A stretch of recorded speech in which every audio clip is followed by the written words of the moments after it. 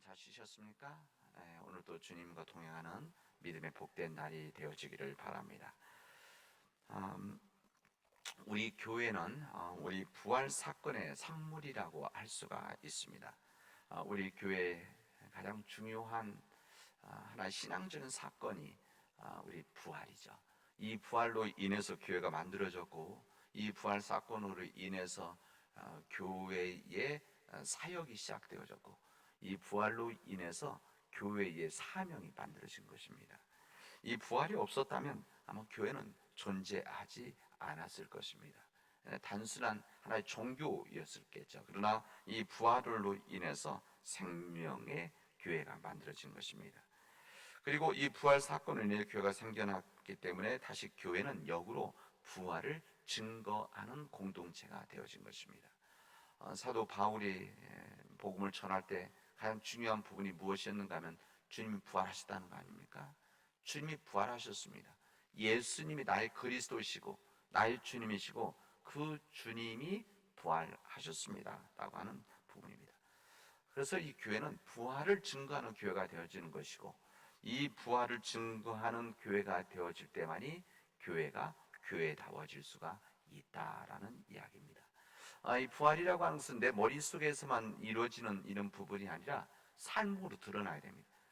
우리 내 개인적으로, 우리 가정적으로, 우리 교회적으로 우리 부활을 믿는 사람들이 삶으로 드러날 때만이 부활이 우리 교회의 중요한 하나의 신앙적인 기둥이 되어지는 것이다. 그리고 그 믿음 안에서 이 부활의 믿음을 가지고 교회는 나갈 수 있는 것이다는 이야기입니다. 우리가 가지고 있는 이 복음서 모든 말씀은 어떻게 보면 이 부활에 맞춰져 있습니다. 부활에 맞춰진 이 복음서를 가지고 말씀을 전한 교회는 교회가 부활을 전할 때만이 이 교회다운데, 이 부활을 전한 교회가 어떻게 해야 되겠느냐라고 하는 것이 또 성경의 말씀입니다. 이 마태복음서는 복음서 가운데 교회의 책이라고 알 수가 있습니다. 이 복음서에 교회라는 말도 유일하게 나와 있는 것이 이 마태복음입니다. 따라서 우리는 이 마태복음에 있는 말씀들을 통해서 교회는 어떤 교회 되는 건가? 교회의 삶은 어떻게 되는 건가? 그래서 이 교회의 생활 원칙, 교회 원칙을 여러분과 함께 나누려고 합니다. 오늘 마태복음 우리가 18장에 있는 말씀을 읽었는데 교회 생활의 이 원칙을 가장 선명하게 천명한 부분이 이 마태복음 18장이라고 할 수가 있습니다. 그래서 제일 먼저 여기 나와 있는 이 세 가지 여기 교회 생활 원칙이 나와 있는데, 첫 번째 원칙은 뭔가 하면 작은 자들에 대한 배려입니다. 상가 이 작은 자 중 하나라도 없인 여기지 말라. 너희에게 말하노니 그들의 천사대 하늘에서 하늘에 계신 내 아버지의 얼굴을 항상 배옵느니라. 이렇게 말씀하십니다. 이게 무슨 말인가 하면 이 작은 자들에 대해서 없인 여기게 되어지면 하늘에서도 그렇게 너희들에게 할 것이다. 교회 공동체 속에서 이렇게 이야기를 하십니다. 그러니까 이 교회 공동체에 맞춰져 있는 것이죠. 이 교회 공동체 속에서 어떻게 해야 될 것이냐.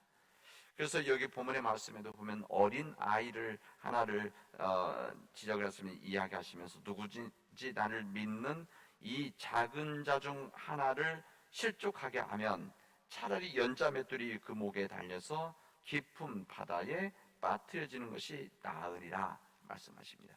작은 자 하나가 중요하다.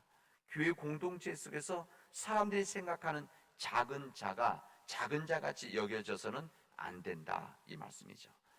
양 100마리 가운데 하나가 길을 잃었으면 그 99마리를 두고 가서 길을 잃은 양을 찾지 않겠느냐 말씀하지 않습니까?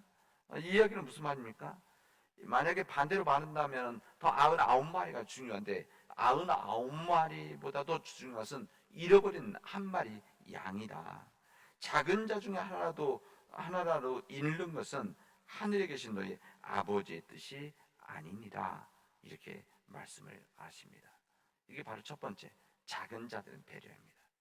두 번째는 교회는 숫자가 문제가 아니라 우리 예수 그리스도가 인재하느냐 인재하지 않느냐 그 부분입니다. 그래서 현존에 대한 부분입니다. 여기 보면 20절에 보면 두세 사람이 내 이름으로 모이는 자는 내가 그들과 함께 있다, 이렇게 말씀하십니다. 아마 사람들 가운데서는 숫자에 대한 관념, 개념, 또 관심이 있었겠죠. 더 많은 사람이 있어야 되고 많은 사람이 있어야만 무엇인가 주님의 뜻이 이루어진다, 이렇게 생각했지만 예수님께서는 그런 이 제자들, 사람들에게 아니다. 두세 사람이 내 이름으로 모이기만 해도, 두세 사람이 모이는 그 자리에 주님께서 내가 함께 있겠다. 아무리 숫자가 많고 부유해도 교회 그리스도가 함께하지 않으면, 아무리 교회가 커지고 아무리 많은 숫자가 있고 아무리 많은 헌금이 있다고 할지라도 예수 그리스도가 임재하지 않으면 이것은 교회일 수가 없는 것이다. 이 부분을 이야기를 합니다. 세 번째, 마지막으로는 천명하는 내용은 용서의 의무입니다. 용서. 7번까지가 아니라 7번을 70번까지라도 용서해야 한다, 이 말씀을 하십니다. 그래서 계속해서 오늘 용서할 줄 모르는 종에 대한 이야기가 비유로 나오지 않습니까? 이것을 통해서 공동체 내에서, 교회 내에서 얼마나 용서하는 것이 중요한 덕목인지를 주님께서는 알려주시고 설명해 주십니다. 너희는 너희가 각각 마음으로부터 형제를 용서하지 아니하면 하늘 아버지께서 너희에게 이와 같이 하시리라. 교회 내에서, 교회 공동체에서 너희가 형제들 마음으로부터 어떤 죄든지 어떤 부족함이든 어떤 허물이든지 용서하지 않으면 하늘 아버지께서도 너희를 용서하지 않으신다. 형제자매를 용서하지 않는 것은 여기 땅의 문제가 아니라 하늘의 문제다. 땅의 문제가 아니라 사람들 속에서 문제만이 아니라 하늘 아버지께서도 똑같이 개입하시는 사건이다, 이렇게 말씀하시면서 용서해라. 교회 공동체 이렇게 말씀하십니다. 교회는 이렇게 세상의 다른 집단과는 다릅니다.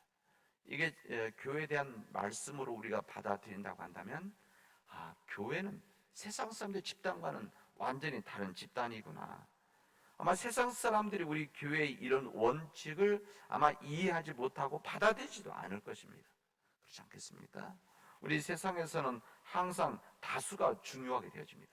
항상 많은 사람들이 중요시하고 많은 사람들이 뜻하는, 또 다른 사람, 더 많은 숫자들에 더 관심도 가고 그 많은 숫자에 더 큰 사람의, 더 많은 것을 가지고 있는 사람들에게 이 모든 관심과 집중이 되어지지만 우리 주님께서는 그렇게 이야기하지 않으시고 작은 자가 진심으로 배려되어져야 된다, 이렇게 말씀하십니다. 항상 많은 숫자, 많은 이익, 또 많은 사람이 중요하게 관심되어지는 이 세상과는 달리 우리 교회는 숫자나 경제력이 상대화되어져서 전혀 문제가 되지 않는다. 예수 그리스도와 함께 하시고 주님이 임재하시면 두세 사람이라도 주님은 거기에 함께 하신다, 이렇게 말씀하십니다. 세상에서는 실수하고 비난하고 실수하게 되어지면 비난하게 되죠. 그리고 버리게 되어집니다. 그리고 사람들이 그렇게 용서하지 않습니다. 근데 용서할 마음들을 그렇게 갖고 있지 않습니다. 왜? 용서받는 것을 경험해보지 못하니까. 진심으로 용서 받는 것을 경험이 없기 때문에 세상에서는 그런 잘못하면 용서하지 않습니다. 그러나 교회에서는 용서하고 또 용서해라, 또 용서하고 용서해라. 7번을 70번까지라도, 이게 무슨 말인가 하면은 77사건 490번 하라는 것이 아니라 무한정이다, 용서하는 거. 작은 죄든 큰 죄든지 용서함이 우리의 신앙적인 덕목이다. 교회가 그렇게 해야 된다. 이렇게 되어져 있는 작은 자가 배려되어지고 숫자가 중요시 되어지지 않고 진정으로 용서가 이루어지는 바로 그런 것이 교회다. 그런 삶이 교회 공동체다. 이것을 오늘 주님은 우리에게 알려주시고 있습니다. 이런 교회가 이런 원칙을 천명하고 이런 교회 삶이 되어질 때 이런 교회가 어떤 교회냐? 진정으로 부활을 증거하는 교회입니다. 만일 이런 원칙이 무너지고 교회가 세상의 원칙에 따라서 세상과 같이 그렇게 되어진다고 한다면 작은 자들이 배려되지 않고 숫자가 더 중요시 되어지고 용서함이 없는 삶이 되어지면 그것은 교회가 아닌 겁니다. 오늘 이것을 주님 말씀하십니다. 우리는 우리가 섬기는 교회가 이런 삶을 살아나가고 또 이런 원칙을 교회인 내가, 우리가 교회 아닙니까? 한 사람 한 사람들이 내가 내 자신이 이 원칙을 잘 지켜 나감으로 인해서 우리의 믿음의 삶들이 정말 귀하고 복된 교회의 삶이 되어지고 교인들의 삶이 되어지는 믿음의 길이, 믿음의 삶들이, 믿음의 십자가가 되어지기를 주님의 이름으로 축원하겠습니다. 기도합시다. 은혜가 풍성하신 하나님 감사합니다. 오늘 저희들에게 주님의 말씀을 통해서 우리 교회 공동체가 함께 나눠야 될 원칙을 나누게 하시니 감사합니다. 하나님, 주님께서 이 교회 원칙을 우리에게 천명해 주셨는데 그래서 우리가 지극히 작은 자들을 배려하고 숫자나 경제력의 앞서는 것이 아니고 진저로 용서함이 있는 우리 교회가 되어지고 또 내 자신 되어지고 우리 가정이 되어져서 믿음의 그 길을 걸어가도록 인도하여 주시옵소서. 때로는 주님께서 말씀하신 이 교회생활 이 원칙대로 살아나갈 때 때로는 힘들고 어려워서 십자가 같이 되어질 텐데 이 십자가의 그 길을 우리가 선택하고 믿음의 길을 걸어갈 수 있도록 인도하여 주시옵소서. 이 모든 말씀을 예수님의 이름으로 기도합니다. 아멘.